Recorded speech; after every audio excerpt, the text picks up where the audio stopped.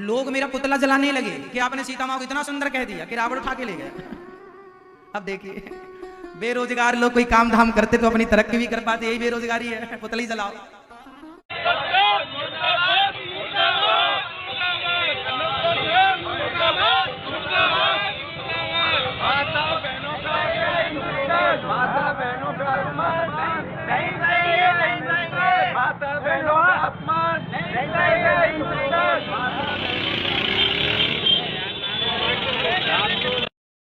दोस्तों, आज महाराज जी के साथ दिल दहला देने वाली घटना हुई है, जिसे सुनकर आपके होश उड़ जाएंगे। और ये देख सकते हैं, वृंदावन के चौराहों पे महाराज जी के खिलाफ कुछ मूर्ख महाराज जी का पुतला जला रहे हैं। जी हाँ दोस्तों, पुतला जलाकर उनका अपमान कर रहे हैं।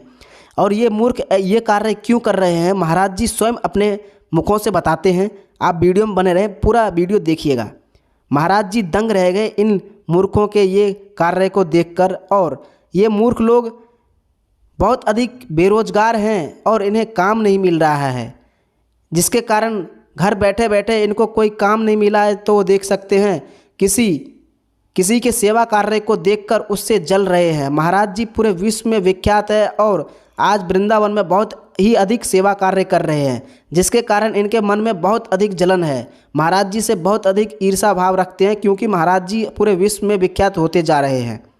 दोस्तों, महाराज जी से इतना अधिक जलते हैं कि देख सकते हैं महाराज जी का पुतला बड़ी सड़कों पर जला रहे हैं। दोस्तों, मैं आपको बता दूं कि लगभग 2 दिन पहले विश्व के विख्यात कवि श्री कुमार विश्वास ने महाराज जी का एक 25 सेकेंड का वीडियो उठाकर उन्होंने अपने ट्विटर अकाउंट पर डाल दिया। और उन्होंने कहा कि उस 25 सेकेंड के वीडियो में महाराज जी कहते हैं कि स्त्रियों का ज़्यादा सुंदर होना सही नहीं है, ये एक अवगुण है। माता सीता बहुत अधिक सुंदर थी, इसलिए उसे रावण उठाकर ले गया।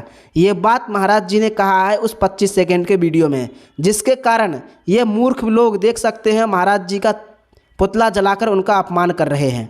दोस्तों, इन मूर्खों का केवल इतना ही है कि वो 25 सेकेंड के वीडियो देखकर ये कार्य कर रहे हैं। इनसे बड़ा मूर्ख कोई नहीं है जो कि देश को आज शर्मसार करने की कोशिश कर रहे हैं।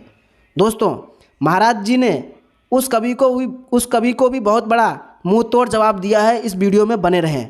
महाराज जी बहुत ही अद्भुत बातें कहते हैं उस कवि के बारे में, जिस कवि ने ये हरकत किया है, जिसके कारण ये लोग भटक गए हैं। दोस्तों, उस कवि ने महाराज जी का पूरा वीडियो नहीं सुना, और सुना भी होगा तो वो अपनी पॉपुलैरिटी के कारण महाराज जी के साथ साथ पॉपुलर होना चाहते हैं। इस वजह से उन्होंने अपना ये कार्य किया और ये अपने आप को शर्मसार कर देने वाली ये कार्य किया है। तो चलिए महाराज जी इन मूर्खों को क्या कहते हैं पूरा देखते हैं, और महाराज जी के वाणी से पूरा घटनाक्रम के बारे में सुनते हैं। लोग मेरा पुतला जलाने लगे कि आपने सीता माँ को इतना सुंदर कह दिया कि रावण उठा के ले गया। अब देखिए, बेरोजगार लोग कोई काम धाम करते तो अपनी तरक्की भी कर पाते, यही बेरोजगारी है, पुतला ही जलाओ और बिना बात की बातों का। अब देखो, हमारे देश में बेरोजगारी ज्यादा है, काम धाम कुछ है नहीं, है ना। अभी महाशय कभी भी मुझे लगता है कि अभी बिल्कुल फ्री चल रहे हैं, कोई रोजगार नहीं है, इसलिए सब उल्टी सीधी बातें। अब आदमी अनिरुद्धाचार्य को इसलिए टारगेट करता है क्योंकि वो अपनी पॉपुलैरिटी चाहते हैं, वो अपना नाम चाहते हैं, इसलिए टारगेट। जो बात में दम नहीं है वो भी कहो, गाली दो। हाँ, अरे गाली देने से हमें, आप देते रहो गाली, हम तो कभी किसी को गाली ना देते थे ना देते हैं। हमारा संस्कार गाली देना नहीं है, हमारा सम्मान अपमान करना नहीं, हमारा काम सम्मान करना है सबका। इतने लोग रोज आते हैं गौरी गोपाल आश्रम में, 30,000 लोग रोज भोजन पाते हैं गौरी गोपाल आश्रम में। कोशिश यही रहती है किसी का नादर ना हो, किसी का अपमान ना हो। आप 30,000 लोगों के लिए भारत की सबसे बड़ी 5वें नंबर की रसोई है। अब लोगों को मिर्ची इसलिए लग रही है, जलन में सब कहना कुछ नहीं चाहता कभी, लेकिन अब कहना पड़ रहा है। लोगों को यहाँ की सेवाएं पच नहीं रही हैं, यहाँ जो सेवाएं चल रही हैं ना, बड़े बड़े लोग परेशान हो गए। खुद से हुआ नहीं, ना खुद से कविता पढ़ी गई, ना खुद से नेतागिरी करी गई। अब खुद से सेवा ना करी जाए तो तुम कर लो भैया, तुम ही कर लो नारियों का सम्मान, हमसे नहीं हो पा रहा, तुम ही कर लो। ना तुम ठीक से नेतागिरी कर पाए, ना तुम ठीक से कवि बन पाए, ना तुम ठीक से राम भक्त ही बन पाए, राम जी को ही, उस प्रसंग को ही नकार रहे हो और बने अपने आप में बड़े विद्वान हो। यहाँ आकर देखो महाशय, सेवा चल रही है, आपकी तरह बकवास नहीं करता ये दास, सेवा करके दिखाता है, मुंह नहीं चलाता केवल आप लोगों की तरह कि जाके बोल दिया। जो ये दास अनिरुद्ध कहता है वो करता है समाज के सामने। आप आकर के देख सकते हैं हर चीज। मैं कितना माताओं का अपमान करता हूं, पूछ लीजिए किसी माँ का मैंने अपमान किया हो। यहाँ सारी समाज की माताएं रहती हैं, ब्राह्मण, क्षत्रिय, वैश्य, शूद्र। आज तक मैंने किसी की जाति नहीं पूछी, सभी माओ की सेवा की है। अच्छाई को कभी महाशय ने ट्वीट नहीं किया। क्या बताइए, क्या ये दास अनिरुद्ध में कोई अच्छाई है कि नहीं? बोलो हाँ या ना। दास अनिरुद्ध में कोई अच्छाई है? यदि अच्छाई, चलो एक भी अच्छाई होगी, चलो मुझ में 1 लाख बुराई है, माना कि कभी महाशय के अनुसार मेरे में 1 लाख बुराइयां हैं, तो शायद कोई अच्छाई भी होगी। तो महाशय वो अच्छाई भी कभी बता दिए होते कि ये अच्छाई भी है भाई इनमें। आदमी अच्छा नहीं देखता। 1 लाख अच्छाई कर लीजिए आप और एक गलती कर दीजिए। ये वो समाज है जो माता सीता को ना छोड़ा तो हमें और आपको क्या छोड़ेगा। ये वो लोग हैं, ये उन्हीं के खानदानी है जो माता सीता को कहने वाले थे, ये वही ये दास अनिरुद्ध को कह रहे हैं। क्या कहोगे आप? और मैंने किसी को गाली दी हो, अपमान किया हो, जलील किया हो, तो बात भी समझ में आती है क्या मेरा अपराध है? बिना अपराध के अपराध थोप देना, बताइए। और कोई मूर्ख करें तो करें।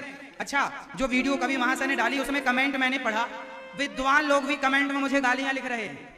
क्यों लिख रहे हैं? क्योंकि उन्हें तो यहाँ की सेवा, वो जान रहे हैं ये अति रूपेण वही सीता, ये श्लोक उन्हें याद भी है। वो जानते हैं कि अति सर्वत्र वर्जयित लिखा है शास्त्रों में, लेकिन चूंकि उन्हें तो गाली अनिरुद्धाचार्य को देना है, उन्हें कलेजे में ठंडक तभी मिलेगी जब वो गालियां 2-4 दे देंगे। अच्छा है, मैं तो गालियां, शिशुपाल की गालियां 100 गालियां भगवान ने सुनी, मैं तो 1000 भी सुन सकता हूं, क्योंकि उन्हीं के चरणों की धूल हूं ना मैं।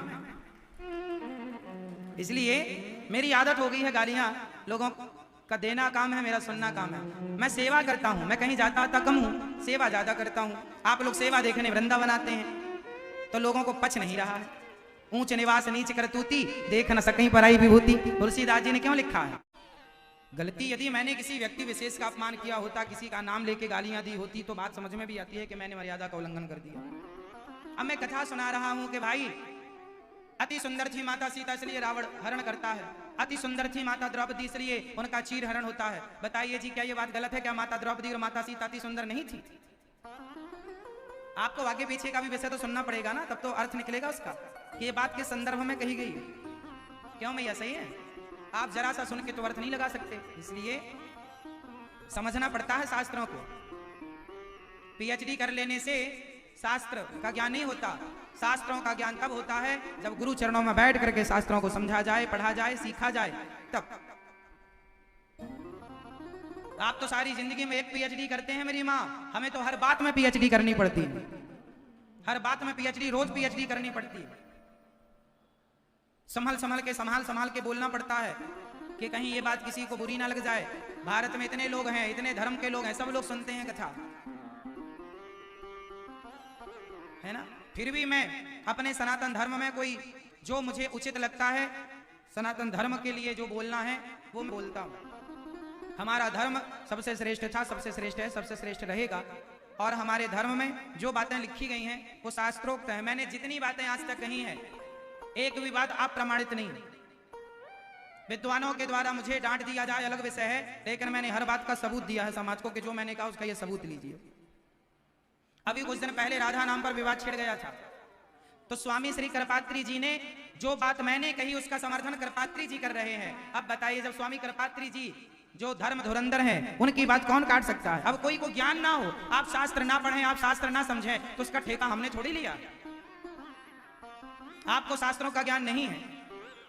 हम कहते हैं कि यहाँ पर राधा शब्द है, यहाँ राधा जी हैं, इस श्लोक के अर्थ में राधा जी हैं, हमने कहा, तो कृपात्री जी ने भी सिद्ध किया कि हैं। अब आप कहते हैं नहीं है, तो अब नहीं है तो आप मानते रहिए नहीं है, मैं मानता रहूंगा कि है। क्या दिक्कत है? आप अपनी मान्यता मानिए, हम अपनी मान्यता मानेंगे, स्वतंत्र हैं, है ना।